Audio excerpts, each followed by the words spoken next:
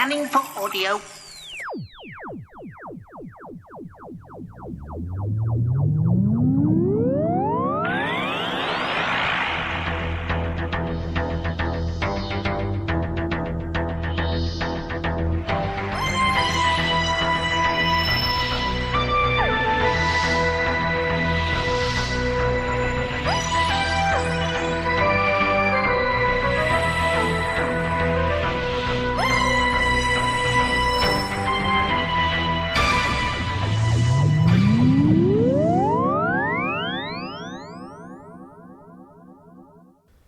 Oh, before I start talking about this, I just want to say nobody's emailed me about the train tickets yet.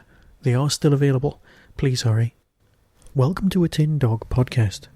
Now I just want to bring you all up to date with Blue Box Messiah, because this week you can actually see the play. Doors open at 7 p.m, duration of the performance is about an hour, and this is Thursday the 21st of November and Friday the 22nd of November. So get your taste buds ready to experience a little bit extra in the celebration week. These performances, that's Thursday and Friday, the 21st and 22nd of November, are at the Old George Inn, Newcastle Upon Tyne, and the postcode for that, just in case, is NE11EZ. And for those of you familiar with the area, it's just off the big market. There is limited ticket availability, so I would definitely book in advance. On the 26th of November, that's next Tuesday, in Whitley Bay, at the Jam Jar Cinema. Tickets for all of these performances are £5 each. Bit of a bargain, really, and you'll be able to say you were at the first performances of this play.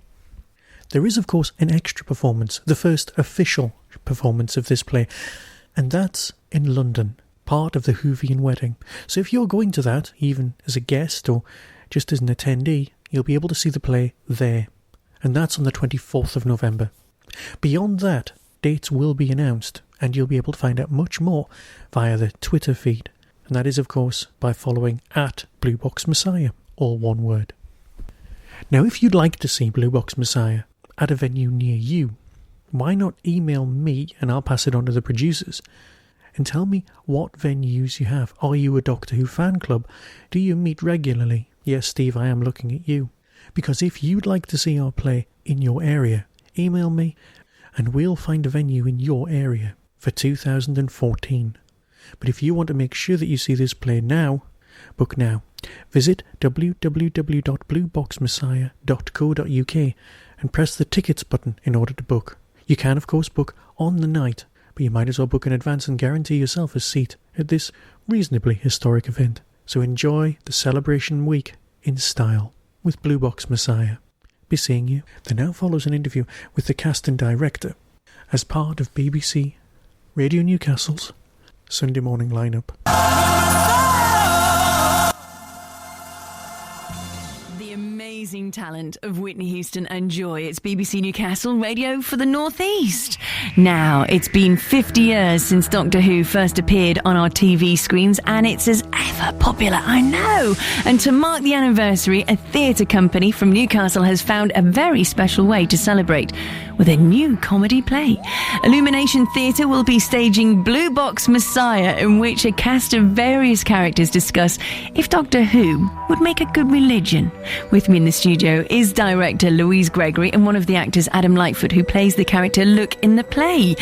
Good morning, chaps. Good morning. Good morning. This is a rather interesting way to tackle a passion of Doctor Who. I'm talking of a passion here. Somebody's got to have a passion here, Louise. Certainly, yeah. Absolutely, yes. Why tackle it as a religion? Is Doctor Who something that people love so much they could have it as a religion? Yes, I think that's the case. I would agree, yeah. I mean, we're not saying that the Doctor himself is a character to be worshipped, but that he sets a good example for people to live their lives.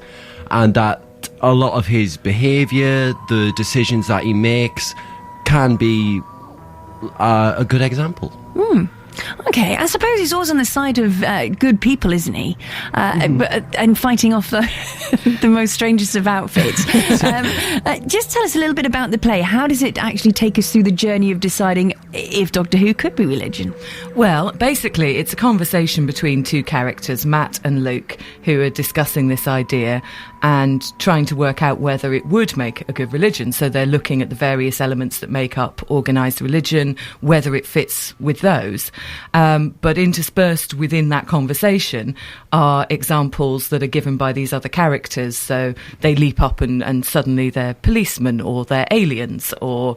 all played by us. All played by these two. It's two actors, but a large cast, you could say. We play vicars and policemen, and there's a couple of aliens in there as well. Yeah. How do you do this when there's just two actors, but how many characters do you actually play? Oh goodness, at least half a dozen. I think it's 10 each. About 10 characters each, yeah. Is it all wardrobe change and voice change? Yeah, there's some quick changes. And some puppets. We've got a couple of puppets, yeah. For the aliens. As you would, yes. Oh my goodness. So just go through some of the classifications that would maybe bring us under religion. As a Doctor Who fan, they probably go, there's loads of tales that tell of good stories. Mm-hmm. Well, the classifications of a religion which we've kind of chosen to illustrate through Doctor Who are that a religion, or an organised religion, provides control, hope of an afterlife, and also explanations for the universe.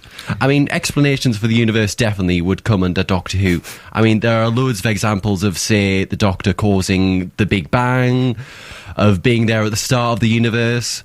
So there are loads of examples to be found in Doctor Who of things which can also be found in religion, I would say. How hard are you finding this to actually act out, though? Because if you look in the papers today, John Hurt has said it was the toughest role to date. John Hurt, who starred in Harry Potter, Alien, an Elephant Man. Oh, yes. Really? Doctor Who's a difficult thing to tackle, is that right? I would say it is quite a difficult thing, just because there is so much to it. There are so many different elements to it, and... well, yeah, our play has certainly been quite a challenge for me. I mean, we do a lot of it sitting down as well, just on the sofa. Mm-hmm. And that's certainly very different for me as an actor, to do a lot of acting sitting down. But then when you add in the various quick changes as well, it is a challenge. But it's so much fun to work with this script, because I am a huge fan of Doctor Who. So it's great to explore Doctor Who in this way. Louise, how did you first come up with this idea? Well, it's actually, the play's been written by a friend of mine, Michael Gilroy Sinclair, who also wrote a book about Doctor Who astrology. Whostrology. I remember this. And he put together the script and sent it through to me to proofread. I liked it so much that I asked him if I could direct it. So that's how we've wound up doing it. Wow. Have you had to tinker with any of it? Have you had your input on it? Yeah, we've changed a few bits and pieces in it, just lines here and there. When we've been going through the rehearsal process, but it's pretty much the same script that he sent through to proofread. Yes. I would imagine it's something that's going to end up being interactive, because Doctor Who fans are fanatical. You talk about religion, people are incredibly interested in it. Oh, definitely. Are you expecting that give and take? Yeah, that's really one of the points of the play, and one of the purposes is to get people thinking about Doctor Who and religion, just to get people thinking, oh, could Doctor Who be a religion? It certainly is an interactive play in that respect. We want people to ask questions, and we welcome that. They can certainly come up to us after the play and say, oh, that bit there, what do you think about that, actually? Because this is what I think. We definitely like that. And I think we're expecting as well that we'll probably have people turn up in costume and all that sort of thing. So it's going to be really fun, I think. All welcome. Can I ask you that, have you got a conclusion to it, or does it depend on, the participation of the audience? I mean, do we find out that, yes, Doctor Who could be a religion? Does it measure up? Well, I think you have to come to the play to find out. You'll have to come and find out. There is a conclusion that we draw. Yes. But you'll have to come along and find out.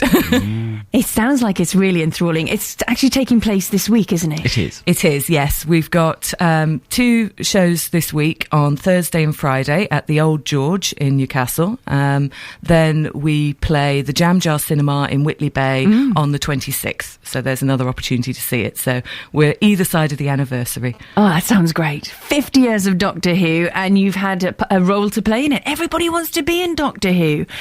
I can see 3 dates there, being extended to more more, do you envisage that will be the case? Yes, I we're hope really so. keen for that to happen. Really hope We're so. hoping to put together a UK tour next year. Yes. Just trying to sort that out at the moment. So these ones are kind of special preview dates, really.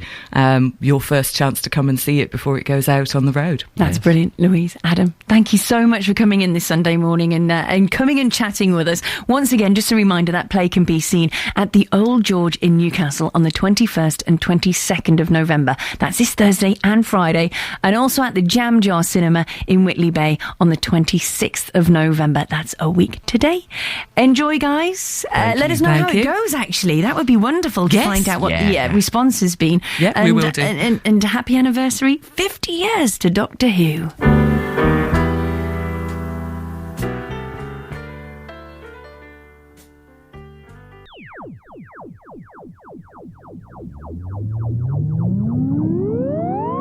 You've been listening to the Tin Dog Podcast. Doctor Who is the property of the BBC and no infringement is intended.